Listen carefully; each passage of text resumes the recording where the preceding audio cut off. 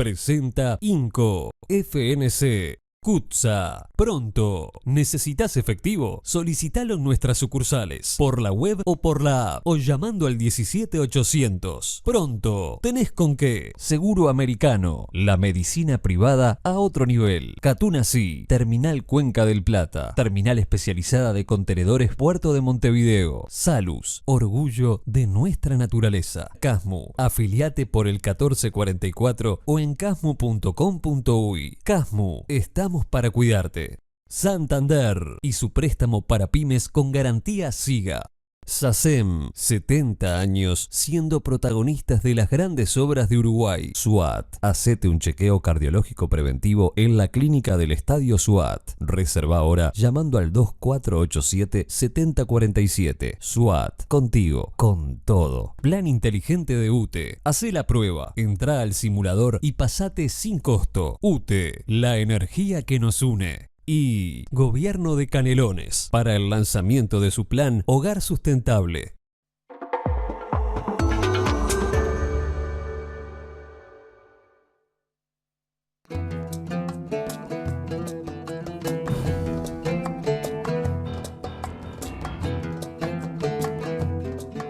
Muy buenas noches para todos, bienvenidos a un nuevo En la Mira, hoy sin Gabriel Pereira, que esperemos que nos esté mirando desde España y que vuelva pronto, pero como siempre con la compañía de Federico Comesaña. ¿Cómo andás? ¿Cómo están? Buenas noches a todos.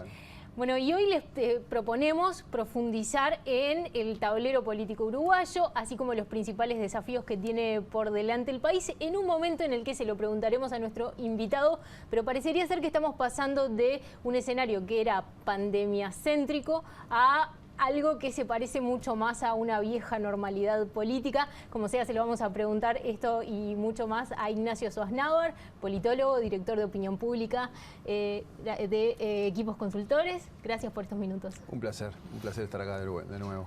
Nacho, para arrancar ahora con la entrevista, vayamos a la opinión pública y hablemos de algo que mencionaba Valentina en su introducción.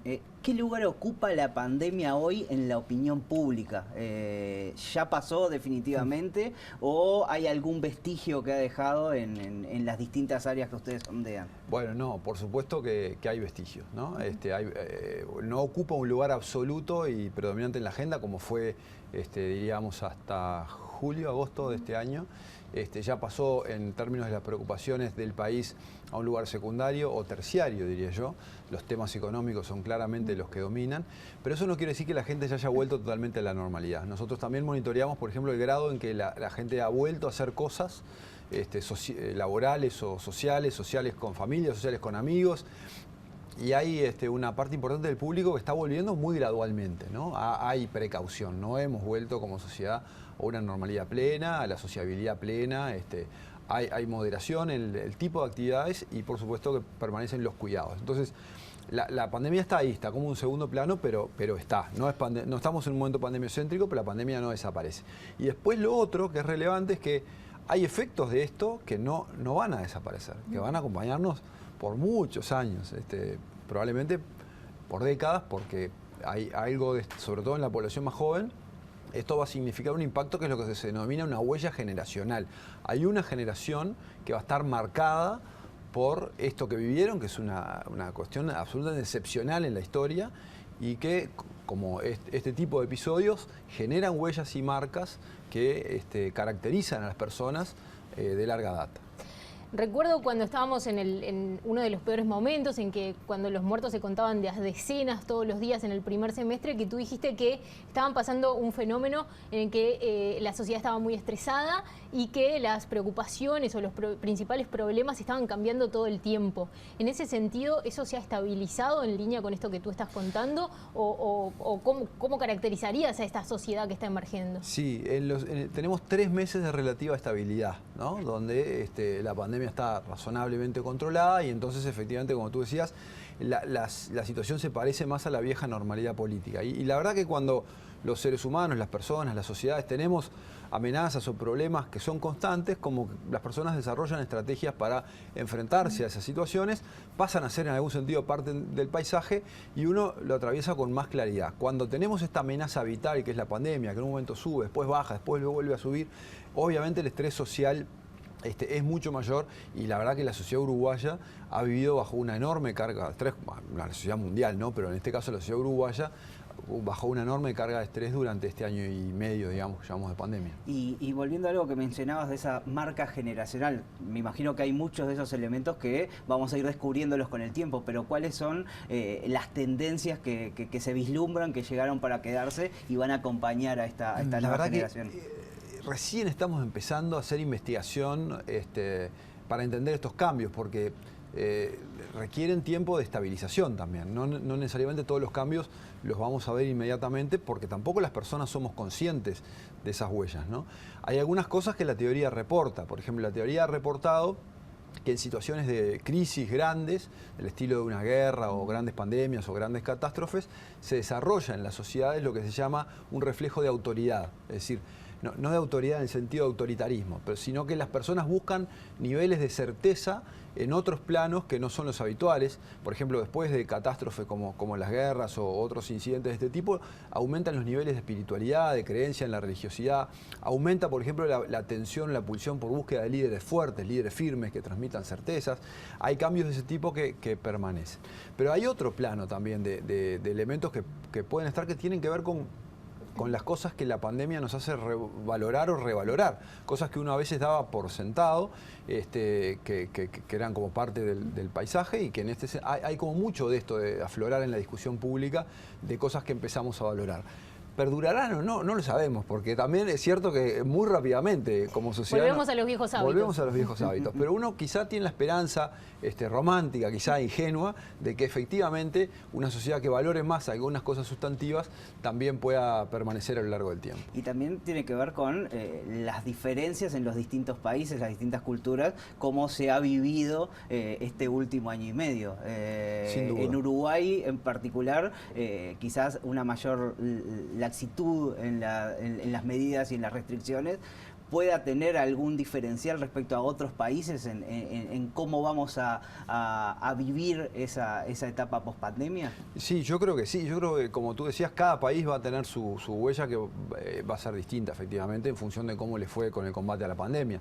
La huella que va a tener Nueva Zelanda, que ha tenido casi un control absoluto de la pandemia, va a ser obviamente un motivo de orgullo nacional muy grande, muy distinta a lo que pasó en países donde la tasa de mortalidad y el descontrol ha sido muy fuerte, con gobiernos que han ido y venido con medidas en distintos sentidos. La verdad que la historia de Uruguay con la pandemia, yo creo que al final del día los indicadores de mortandad, etcétera, van a mostrar un buen desempeño comparativo. Creo que nos van a poner, digamos, dentro de los países destacados, digamos, en la tabla, pero con dos momentos marcados, diría, ¿no? Claramente el 2020 fue un año extraordinariamente bueno en términos de la capacidad que tuvo el país de controlar la pandemia, con esa apelación a la libertad responsable, digamos, este concepto de responsabilidad ciudadana de parte del gobierno, que fue bien entendido por los ciudadanos, bien ejercido y funcionó muy bien.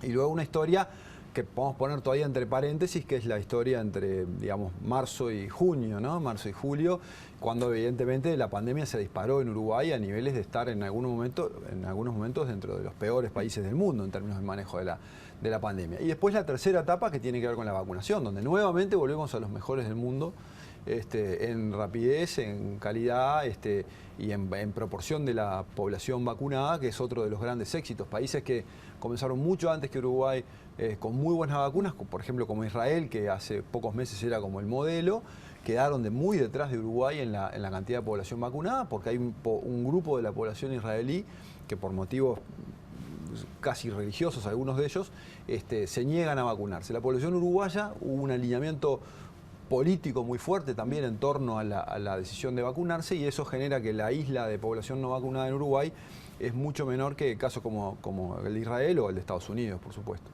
En ese sentido, el sistema político funcionó bien, porque en su momento eso también generó algún ruido respecto a cuánto estaba demostrando unidad del sistema político para generar ese comportamiento, ese llamado a la acción para la vacunación. En ese sentido, ¿crees que funcionó bien? Yo creo que al final del día el sistema político uruguayo aprueba,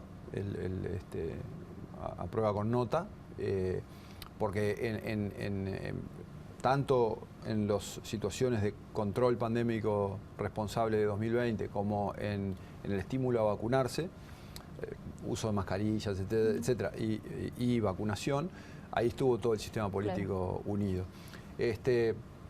Creo que el sistema político tuvo sus tensiones claras en este periodo oscuro, digamos, porque bueno, ahí esta demanda de mayores medidas de movilidad del gobierno y el gobierno diciendo, bueno, me están prácticamente tirando los muertos encima cuando no se puede hacer mucho más, y el GACH, el pobre GACH tironeado, que construimos una maravilla, que fue un ente científico independiente de las tensiones políticas, y termina tensionado políticamente en el medio del barro. Uno utilizándolos por un argumento, otros por el otro, y bueno, efectivamente probablemente la partidización, no del GACH, o no solo del GACH, sino de todo lo que ocurrió en torno al GACH y el uso del GACH, es una de las cosas que terminan por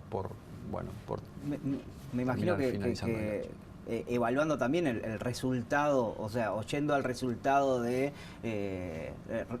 o el efecto sobre el combate a la pandemia, no es lo mismo que la oposición política a un gobierno se te tire hacia el lado de más restricciones, como en el caso uruguayo, a que se te tire hacia el lado de menos restricciones, mayor apertura y hasta cierto coqueteo con el negacionismo, como en otros países. Claro, sin duda. La verdad que en los países donde hubo tanto gobiernos como oposiciones, porque pasó de los dos tipos, bloques políticos cercanos al negacionismo, que discutieron tanto el uso de las mascarillas, sobre todo, como el tema de las vacunas, los resultados son muy malos. Y acá en esos dos planos no hubo tensiones. Después la tensión fue esto, sin más movilidad, claro, restringir más o no la movilidad, pero con medidas digamos, de otro orden, no en estas dos que al final del día son como las grandes herramientas probadas, digamos, de combate a la pandemia, ¿no? Ignacio, antes de la pandemia, parece que fue hace un montón, pero venías advirtiendo por un fenómeno que se estaba dando en la sociedad uruguaya, que vos hablabas de luces amarillas respecto al apoyo a la democracia, por ejemplo, un tema de valores. En 2016 me lo marcaste, en 2018 se empeoró. ¿Cómo crees que puede haber afectado la pandemia a ese sacudón social que se venía dando? Bueno, era un gran temor, ¿no? Porque evidentemente la pandemia pone a los estados bajo estrés. El tema de la fragilidad de la democracia no es un problema solo uruguayo, diría en Uruguay estábamos mucho mejor que otros, pero como decís tú, Valentina, efectivamente cayendo y con algunas luces amarillas despertándose. Lo que pasó en 2020 en Uruguay fue una revalorización del Estado. La gente terminó valorando que al final del día hubiera instituciones que la terminaran guiando y conteniendo y protegiendo en el marco de la pandemia. Nosotros vimos una revalorización de la evaluación del funcionamiento de todo lo público, desde cuestiones que, por ejemplo, la Dirección General Impositiva, que uno dice, bueno, no tiene que ver con el control, bueno, la imagen de la Dirección General Impositiva también mejoró, entre otros, ¿no? Entonces, hubo como una revalorización del Estado de manera fuerte, y las instituciones, en un sentido amplio, de manera fuerte, que quizás tiene que ver con esto que yo mencionaba hoy del reflejo de autoridad, ¿no? Con la búsqueda de una certeza que al final del día tenemos instituciones que nos protegen. El informe de Latinobarómetro, que es un estudio maravilloso que nos venía marcando esas luces amarillas, va a estar publicado dentro de pocos días, el 8-9 de octubre se publica internacionalmente, y ahí vamos a ver algunos resultados que muestran en América Latina en general algunos resultados duales. En algunos países ha habido como un aceleramiento de estos procesos de fragilidad democrática, y en otros países más bien ha habido como un refortalecimiento. Diría que Uruguay está más bien dentro de los países que no solo no cae, sino que recupera alguna confianza en la democracia, y esto, de vuelta, creo que tiene que ver también con lo bien que se comporta nuestro elenco político, más allá de matices obvios, pero en el balance creo que hay un buen comportamiento de nuestro elenco político en torno a la pandemia. Y pasando raya, y todavía con un resultado parcial, pero ¿qué saldo le deja en materia de opinión pública al gobierno la pandemia y el manejo de todo esto, que obviamente es un área que condiciona la opinión de muchos hoy en día? Sin duda. La pandemia se transformó ya el 13 de marzo del 2020 inmediatamente en el centro de la evaluación del gobierno, una dimensión no prevista. Y todas las evaluaciones inmediatas del público respecto a las decisiones tomadas por el gobierno fueron muy positivas, ¿no? El gobierno ha tenido niveles de evaluación de manejo de la pandemia muy altos, del 60, 70, 80% en algunos momentos. Incluso en el periodo donde las muertes se contaban por decenas diariamente, la gente seguía entendiendo que el gobierno había tomado las decisiones correctas, o sea, mantuvo esos niveles de apoyo, y al final del día yo creo que el balance es que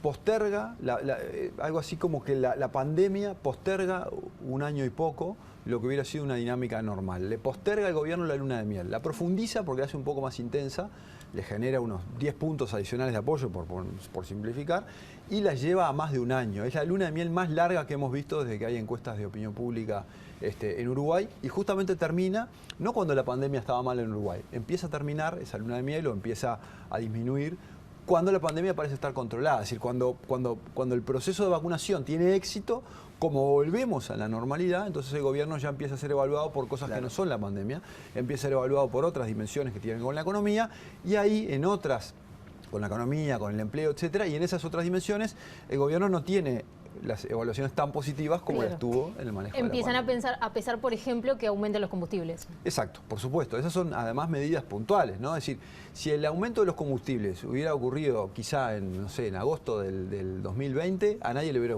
preocupado demasiado. Primero porque no había mucha movilidad, pero segundo porque la gente estaba, en primer lugar, quería que le cuidaran la vida, ¿no? Ahora, ya está, lo de la vida ya está. Hoy como sociedad sentimos mucho menos temor del que sentíamos, ya volvemos a nuestras rutinas, entonces el aumento de combustibles empieza a hacer mella en el gobierno, como es natural que ocurra, ¿no? Con las tarifas y los precios en cualquier país, y en Uruguay por supuesto, y eso efectivamente es una de las explicaciones de la caída reciente de la aprobación presidencial. Para finalizar este bloque, la recuperación económica del gobierno está siendo un poco más lenta de repente que otros países de América Latina. ¿Eso cómo impacta en el humor social? Bueno, sobre la recuperación de fondos, que hable Federico. No, ni que hablar, sobre la opinión pública. Sobre la opinión pública, sí. Tengo claro que tu pregunta es correcta. Esto tiene que ver con cómo se percibe la recuperación y también con las expectativas. Siempre parte de los procesos de formación de opinión pública, en este caso sobre los gobiernos, tiene también que ver con las expectativas previas. La recuperación puede ser buena, regular o mala, pero aunque sea buena, si no cumple con las expectativas que la población tiene respecto a cómo deben ser las cosas, se puede producir un fenómeno de insatisfacción. Entonces, el gobierno debe procurar estimular la reactivación económica y también, en algún sentido, moderar las expectativas que la población pueda tener, en un trabajo que es muy difícil, porque también si uno está todo el día moderando expectativas, a su vez termina generando como círculos viciosos sobre la propia economía. Uno debería construir círculos virtuosos, ¿no? Pero bueno, si la construcción de círculos virtuosos al final termina generando expectativas demasiado altas que uno no puede cumplir, entonces se transforma en un hito peligroso. Y eso es el escenario al cual se está enfrentando el gobierno actual ahora, que no es muy distinto al que se enfrentaron otros gobiernos en otras circunstancias. Ignacio, Fede, si les parece hacemos una tanda y al regreso vamos a estar hablando, entre otras cosas, sobre el referéndum por la ley de urgente consideración, que pasa a ser un tema central del escenario político. Ya venimos.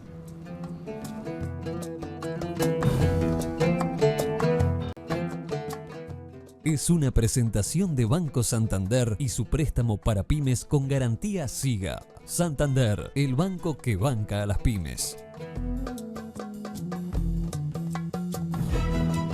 Seguimos en La Mira y seguimos conversando con Ignacio Schwarzenauer, director de opinión pública de Equipos Consultores. Bueno, vamos a meternos ahora sí en la arena política y arranquemos quizás por el hito que hoy marca la relación entre gobierno y oposición, que es el referéndum por la ley de urgente consideración. ¿Qué tanto cambia las reglas de juego el haber llegado a las firmas, el tener esta instancia por delante dentro de la relación gobierno-oposición? Es un hecho simbólico y político muy importante, porque realmente lo que vimos durante toda la pandemia era una desigualdad, digamos, de peso en la agenda, en el manejo de la agenda entre el gobierno y la oposición, con un gobierno tomando la iniciativa de manera permanente, haciéndolo muy bien, y una oposición que no lograba encontrar los tonos, las formas y los modos, y a veces haciendo incluso de manera descoordinada. Y la verdad que este éxito inesperado por la mayoría de los protagonistas políticos y la mayoría de los observadores políticos, de lograr un nivel de firmas muy alto en medio de una situación todavía pandémica, de hecho, en medio del peor momento de la pandemia, en algún sentido yo creo que el efecto que produce es reequilibra las fuerzas y volvemos a lo que ya sabemos que existe en Uruguay, que son dos bloques políticos con peso parecido, ¿no? Eso es así desde los 90 en Uruguay y eso no ha cambiado. Lo que era raro es ver uno de los bloques predominando tanto en la agenda, digamos, sobre el otro. Entonces, yo creo que tiene esa circunstancia sistémica en la competencia y tiene otra consecuencia que me parece más valiosa, que es la consecuencia de que canaliza institucionalmente el conflicto.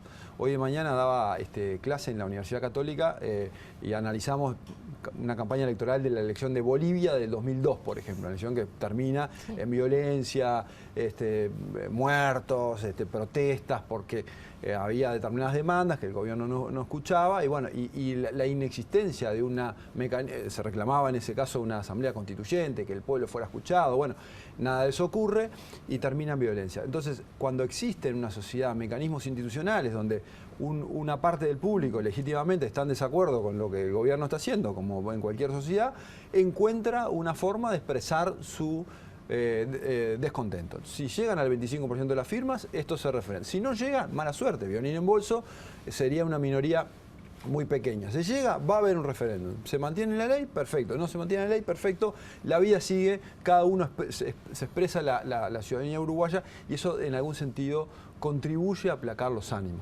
No hay que quedarse del todo tranquilo igual, ¿no? Porque este tema, en estas situaciones de tanta tensión social acumulada, obviamente hay tensión de fondo, no hay que tener una visión demasiado ingenua, pero no hay duda que la existencia de estos mecanismos institucionales y de una cultura que apoya y legitima estos mecanismos, ¿no? Que no los cuestiona, termina siendo una cosa muy valiosa para la convivencia en el Uruguay. Ahora, ¿también es un plebiscito sobre la gestión del gobierno? En algún sentido sí, por dos razones. Primero, por una razón que es que esta ley, el gobierno anunció en campaña electoral que iba a impulsar una ley de urgente consideración con un montón de artículos. Muchos de sus contenidos estaban explicitados, no a nivel de detalle, por supuesto, pero en el programa sí en el programa de gobierno de la coalición multicolor. Y entonces, ¿qué más quiere uno que un gobierno que intente cumplir lo que prometió en campaña y efectivamente se impulsa la ley? Entonces, en el 2009 hubo un mandato, digamos, una validación de esa estrategia de parte del público, entonces en algún sentido hoy esto puede ser una confirmación o derogación, digamos, de esa línea conceptual. Y en segundo lugar porque... hoy tenemos en esta sociedad dividida en bloques, como hablaba hoy, tenemos un núcleo de la población que va a votar a la LUC a tapa cerrada, tenemos otro núcleo de la población que va a votar por la derogación de la LUC a tapa cerrada, y tenemos un público en el medio del cual una parte de ese público no es un público particularmente interesado en los contenidos de la LUC, ni particularmente motivado en estudiar, detenerse, escuchar argumentos, además de muchos temas complejos, y que en última instancia ese núcleo de público puede terminar decidiendo, bueno, confío o no confío en el gobierno, y esa es mi pulsión Qué desafío final. igual ese, porque ¿cómo le llegás si no es con argumentos una campaña que trate de mantener una ley? Ahí. Además una campaña muy particular donde se están tratando una variedad de temas muy grande, ninguno con un peso particular donde poder apalancar ahí la campaña y la cuestión más de... En las decisiones políticas siempre se combinan elementos racionales y emocionales. Eso es así siempre. Por más que se trate de una ley puntual o de un conjunto de leyes o de una elección, digamos, de un candidato a presidente. Y esto también va a pasar ahora. Hay gente que en realidad tiene orientaciones emocionales y en todo caso busca argumentos racionales para justificarlas, pero la emoción es muy importante, ¿no? Entonces ahí hay generaciones de épicas o de conceptos convocantes de otro punto de vista que la racionalidad, que también se pueden poner en juego, ¿no? La épica de un gobierno que prometió cambio, cambió, lo implementó y quiere continuar, o una épica del que quiere la épica de la derogación, que fue algo que vimos durante el proceso de la recolección de firmas, que funcionó muy bien. Y en ese sentido también, yendo al tema de la agenda, porque esto es un tema que se instala, es un hito o un mojón que tiene por delante el gobierno, como vos decías, un gobierno que ya perdió un año en la gestión de la pandemia. Acá, ¿qué tanto esto acapara la agenda de cara a los próximos meses y quizás 6, 12 meses por delante? ¿Qué tanto acapara esa agenda y qué tanto también el capital político que pone en juego el propio gobierno? Sí, la verdad que la campaña para el referéndum va a ser una campaña rara porque agarra justo unas fechas complicadas, porque la Corte está en proceso de validación de las firmas. Todavía uno escucha cierto debate sobre la LUC, pero uno no puede decir que ese debate hoy está en el centro de la agenda, diría, en todo caso para grupos. Parece que están calentando motores. Sí, sí. Entonces, ¿cuándo la Corte va a terminar de validar las firmas? Probablemente cerca de fin de año. Cerca de fin de año, con una temporada turística que se viene, es posible que sea difícil para la LUC marcar centralidad. Y después, como fecha más probable del referéndum, se maneja el mes de marzo. Uno nunca sabe esto, ¿no? Es la Corte Electoral la que resuelve, pero va a ser mes más, mes menos. Entonces, va a ser una campaña que no nos va a tener muchos meses distraídos de la normalidad como campaña. De cualquier manera, obviamente, el resultado del referéndum va a ser un resultado significativo como hecho político, fundamentalmente, que va a determinar una renovación de confianza en el gobierno y en una línea de cambio sometida a referéndum en 2019, al referéndum electoral, pero que pandemia mediante y 2 años después vuelve a ser refrendada.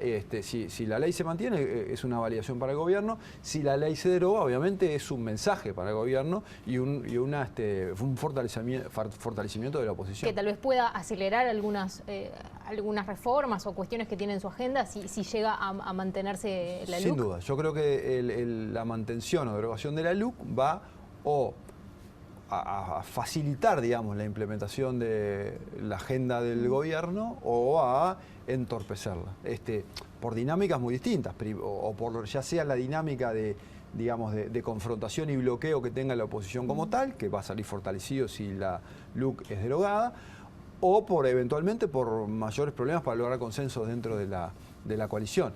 Y en cambio, si la LUC se mantiene, probablemente es una validación de la línea programática de la coalición multicolor y va a hacer un empujoncito más hacia la consolidación de esta coalición. Y más allá del resultado y del objetivo explícito que tiene la oposición en este referéndum, ¿se puede ver algo que la oposición tenga en juego en todo esto, más allá de ese resultado? Bueno, en todas las instancias electorales en Uruguay, más allá de ver el resultado en sí mismo, se está jugando en parte la siguiente instancia electoral, que es la elección del 2024. Esto tiene que ver no solo con que el resultado del referéndum va a ser en algún sentido una medición de fuerzas, que lo va a hacer. De la elección del 2019, nosotros nos podemos quedar con 2 lecturas posibles, la lectura de la primera vuelta o la lectura de la segunda vuelta. En la primera vuelta, la coalición multicolor tuvo 54% de los votos y el Frente Amplio 39%.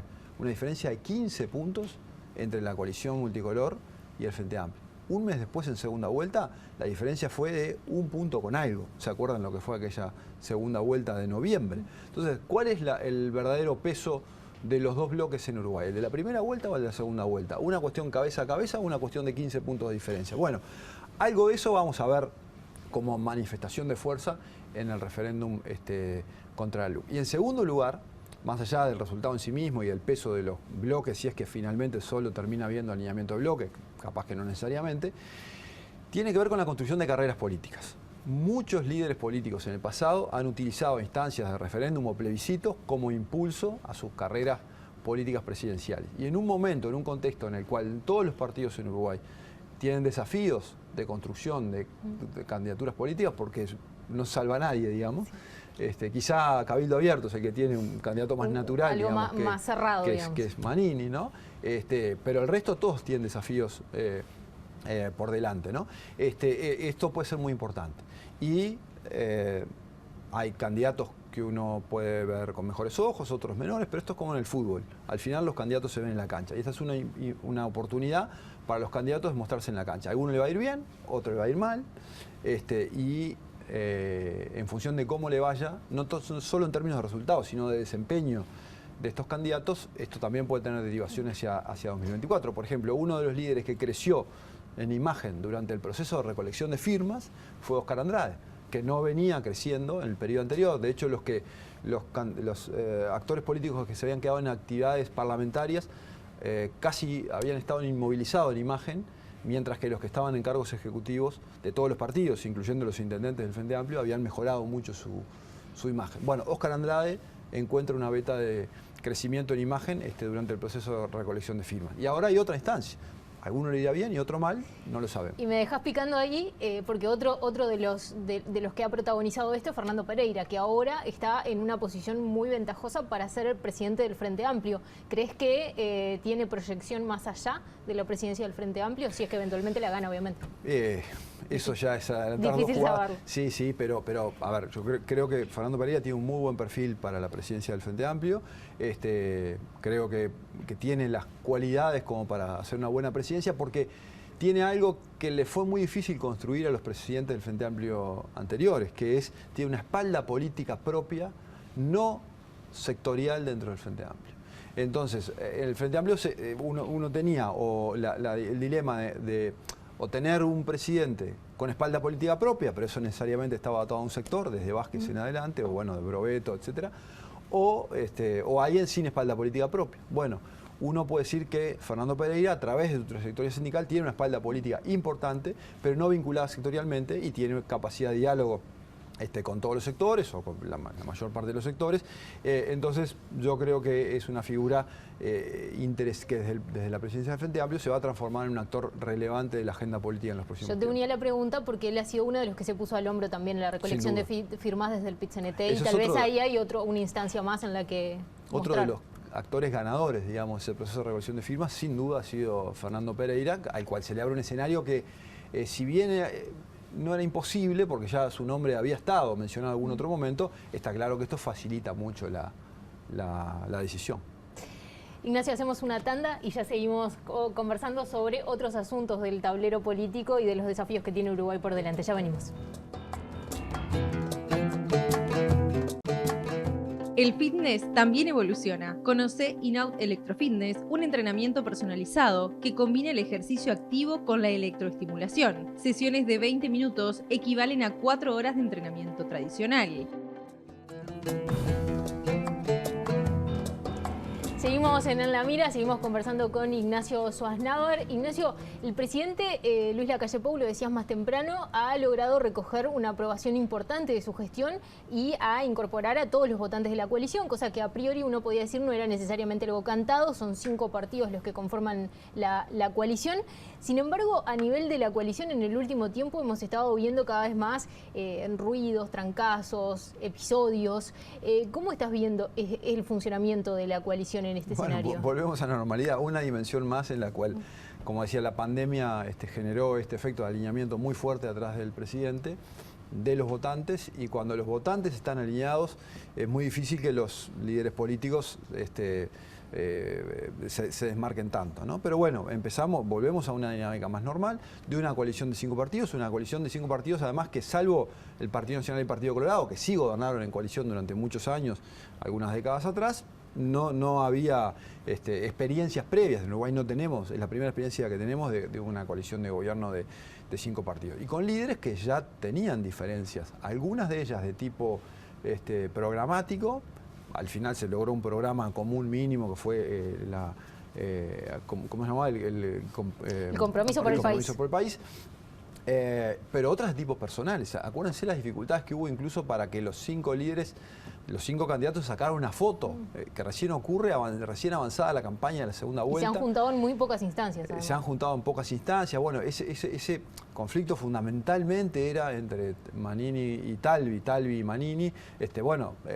Talvi ya es un actor que ya no está participando, digamos, de la coalición de gobierno, pero el Partido Colorado sí.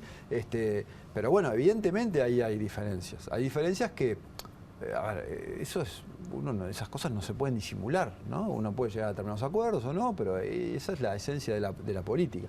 Y así como ocurría con las coaliciones del Partido Nacional y Partido Colorado en el pasado, que ahora ya nos olvidamos, porque después de 15 años de gobierno del Frente Amplio, donde había diferencias más bien dentro del propio partido, nos olvidamos, pero siempre hubo tensiones entre los partidos de gobierno o fracciones de un partido de gobierno con el otro, me acuerdo en la última experiencia de coalición, en el año 2003, el sector de Larrañaga, digamos, Alianza, impulsó y forzó la ruptura de la coalición, mientras que el herrerismo quería quedarse todavía en el gobierno. Y había dos sectores del mismo partido, del Partido Nacional, que tenían posiciones distintas frente al gobierno de Jorge Valle. Y lo mismo pasó anteriormente. Entonces, evidentemente, al haber no solo historias distintas, sino también, y quizás sobre todo, aspiraciones políticas distintas hacia adelante, porque está claro que es una coalición que coopera para el gobierno, pero va a competir, o competir cooperativamente, no lo sabemos, pero en principio competir cooperativamente en 2024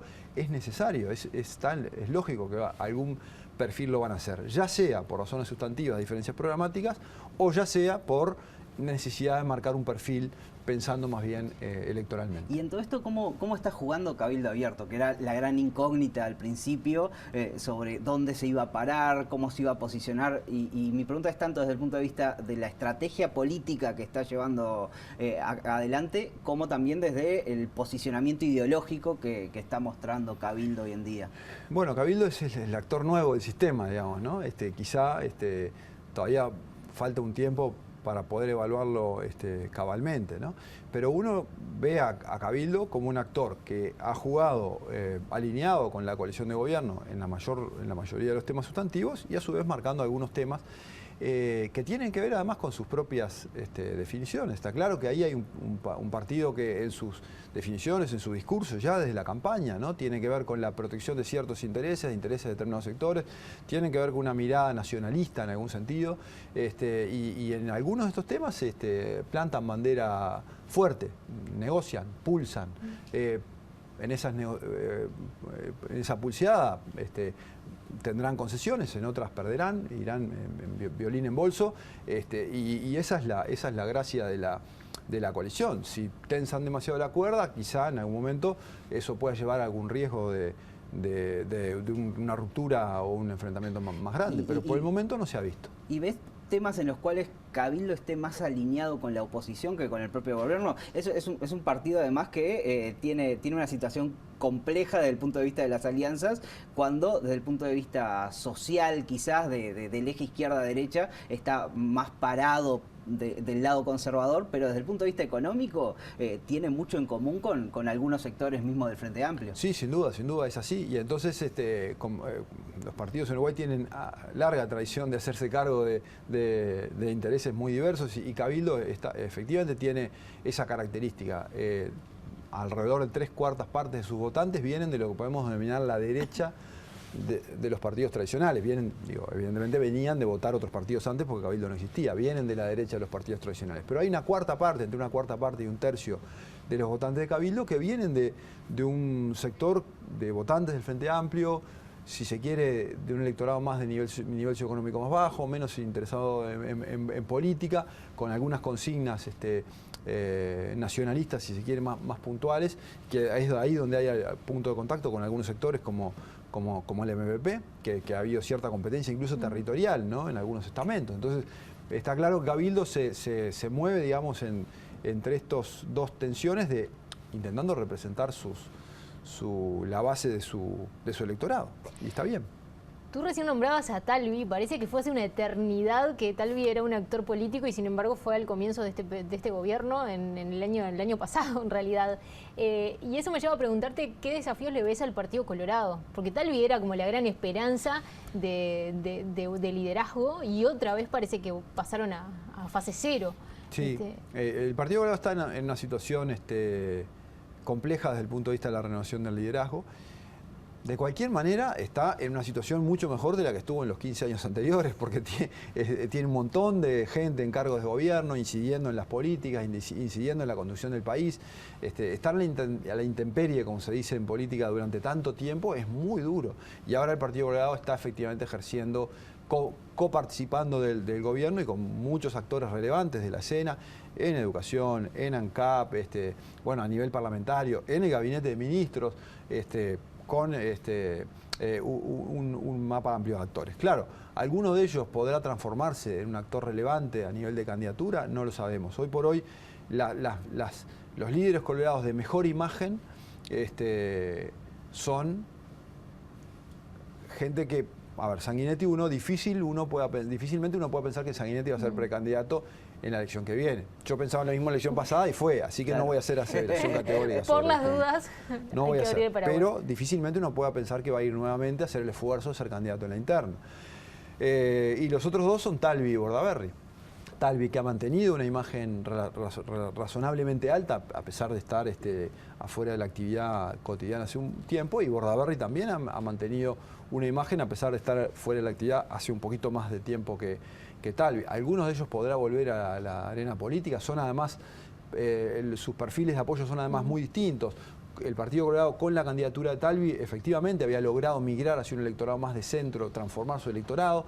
Pedro Bordaberry tiene su electorado de mayor fidelidad, es más bien un electorado de centro-derecha, entonces no es necesariamente lo mismo. Claro, para el Partido Colorado, si volvieran los dos, sería fantástico, pero bueno, eso ya no depende de las cosas que puedan hacer los actores actuales del partido. Y brevemente, ¿tienen alguna medición que indique cuánto puede haber afectado el caso Cardoso? ¿Crees que puede haber afectado, si no es con números? Pero... Bueno, es muy reciente todavía y está recién iniciando la investigación, ¿no? Pero está claro que estas situaciones donde se pone en tela de juicio, se pone una duda, hay el Parlamento encuentra méritos para investigar determinados procesos, determinados procedimientos, que desembocan en la salida además de un ministro, por supuesto que es una situación que no es cómoda para ningún gobierno, ¿no? Y a nivel del Partido Nacional hay varios nombres sobre la mesa, pero hay algunos que corren con ventaja pensando en perfilarse como líderes de aquí en más.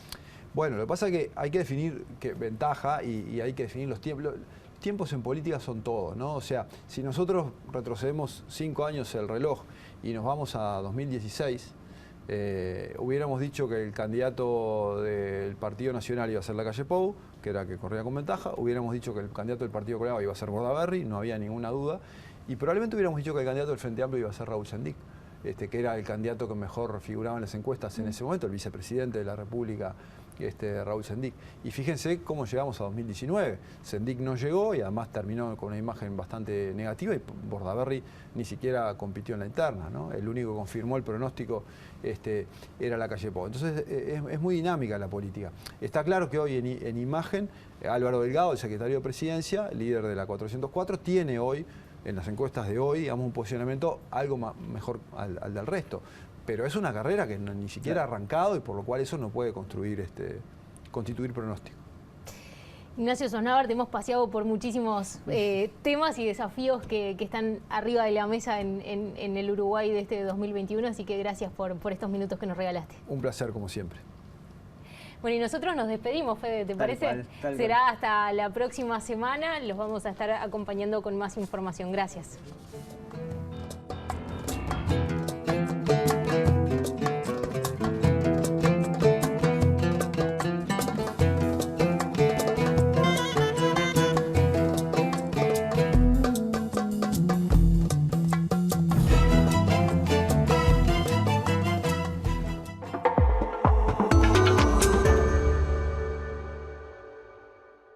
Presentó INCO, FNC, CUTSA. Pronto. ¿Necesitas efectivo? Solicitalo en nuestras sucursales, por la web o por la app, o llamando al 17800. Pronto. ¿Tenés con qué? Seguro Americano. La medicina privada a otro nivel. Catunasí. Terminal Cuenca del Plata. Terminal especializada de contenedores Puerto de Montevideo. Salus. Orgullo de nuestra naturaleza. Casmu. Afiliate por el 1444 o en casmu.com.uy. Casmu. Estamos para cuidarte.